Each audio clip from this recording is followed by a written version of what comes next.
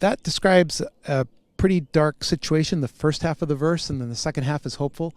But that darkness covering the earth and thick darkness the peoples reminds me of 2 Thessalonians chapter 2, which says, "Let no one deceive you by any means, for that day will not come unless the falling away comes first, and the man of sin is revealed, the son of perdition."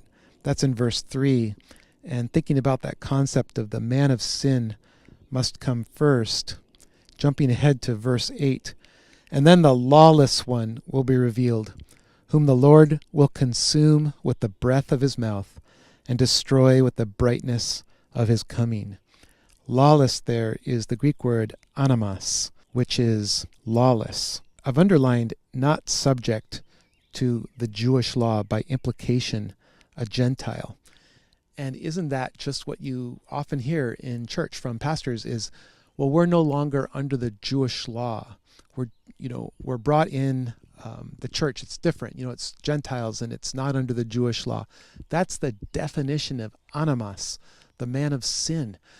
And right along that line is what Yeshua said in Matthew chapter 7, the Sermon on the Mount.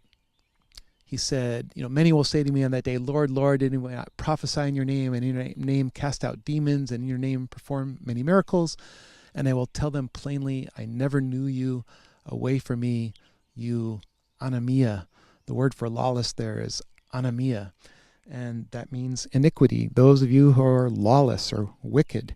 Is the church headed that way? Well, here's Andrew Farley, who is a pastor and recently wrote a book, God Without Religion. And he's advocating for getting not rid of only the quote-unquote Old Testament, but he says even the 10 Commandments. So yes, darkness is covering the earth. I guess I never would have thought, even a few months ago, that the church would be responsible in large part for that darkness. But by rejecting Torah, which is to be written on our heart in the New Covenant, God's perfect instruction, making that violation of logic, as we talked about earlier, the non sequitur. Yes, Torah contains blessings and curses. The fact that it contains curses doesn't mean that we don't need it anymore.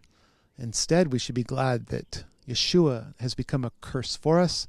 We can pursue God's perfect instruction, knowing that the curse has already been taken from us, without flipping all the way over into either lawlessness, anamia, anamas, or legalism. We have to avoid those extremes.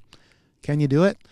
As the church is turning away from Torah, large parts of the church are turning back to Torah, and as we'll see here in a moment, Israel.